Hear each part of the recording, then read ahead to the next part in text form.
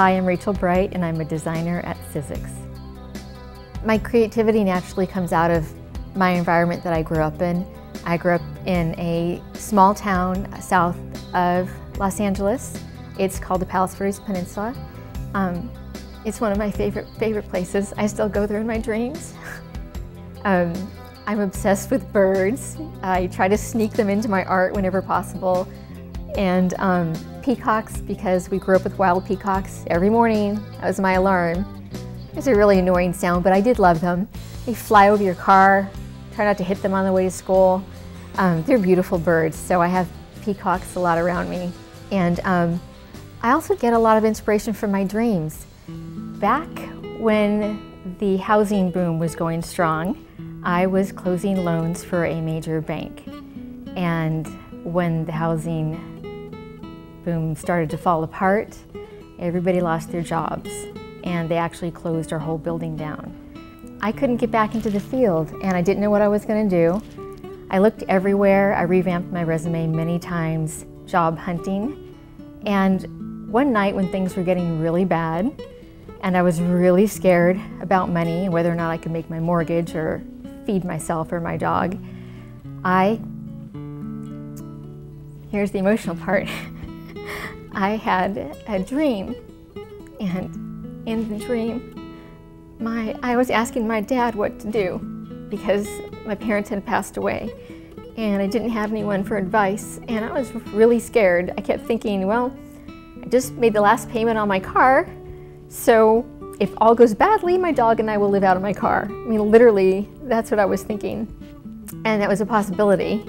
But in my dream, he told me that I was an artist, and I was shocked when I heard him say that. And I remember I started crying in the dream, like crying harder, because now I'm definitely gonna live out of my car.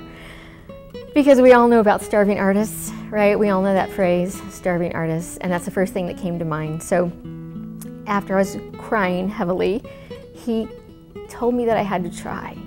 He kept saying, you have to try, you have to try. So when I woke up in the morning, the first thing I think about is, oh my God, how am I gonna pay my mortgage this month? And I thought, well, he said to try. I don't know what to do, I don't know how to try, so I went to Michael's. I got 3 little bottles of acrylic paint. I think I got red, blue, and green, and a 50-cent paintbrush. So I came home, and I didn't know what to paint, but my dog Lily, she was a rescue Rottie that I'd had for several years. She was laying in the sun, and she just looked so pretty. I thought, I'll paint her. So I was eating popcorn at the time. On the back of the popcorn box, I tore off the end of it, and I turned it over. So I just put the paints on a little paper plate, and I took my little 50-cent brush, and I started painting a background, and I started painting her just the way she was laying in the sun. And it was so pretty, and for a while, I forgot my problems. That was the only time in a long time that I was able to just forget about everything. And I was happy. So long story short, I found a couple of part-time jobs, and I also started researching art colleges. I put myself back through art school. And the times that I was at school, I forgot all my problems again. I was happy again. So I finally graduated. The week that I graduated, this is a funny story about Trader Joe's. I went to Trader Joe's after graduation, and I picked up some groceries. And the guy that always bagged my groceries, he asked me, oh, hey, you graduated this week. And I go, yeah, finally. And now I just got to get a job, because if there's not a job, that's going to be a problem. And the guy bagging my groceries said, what did you get a degree in? And I go, oh, digital media arts and graphic design.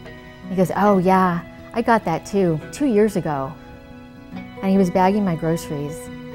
I cried the whole way home. I was terrified. He said that he couldn't find a job out there. He looked everywhere, and I thought, oh my God, this is it. Now I owe more money, and what am I gonna do? But I got into a design agency. One of my professors called to get me in because they wouldn't even return my calls.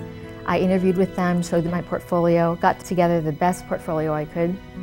I took all their tests, and within a week they sent me out on my first job interview. And that was here at Sizzix. And when nobody was looking this first couple of weeks, I was crying. So I literally followed that dream, and I did exactly what he told me to do, and it worked out.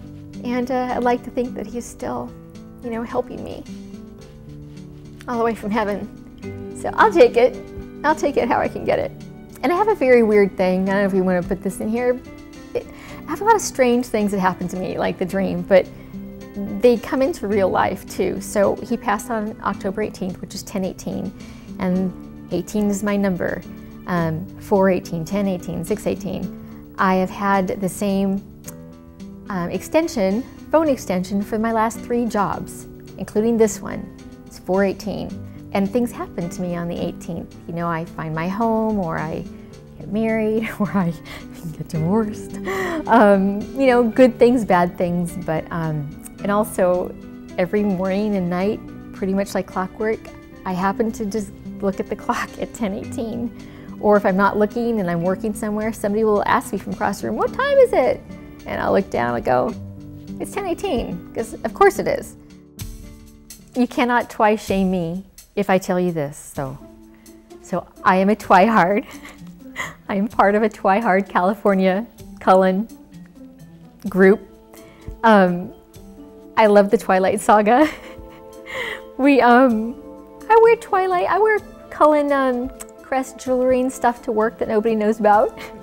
And I got it all. I got Bella and Edward up at my desk, and I know it's past when the craze hit, but I don't care. We all carry on. But yeah, Twihard, Bella, Edward, it has not ended for me. My relationship with Sizzix and myself being an artist, I think we serve the same purpose. Their purpose is to create beautiful products, put them out into the world so people can make something beautiful.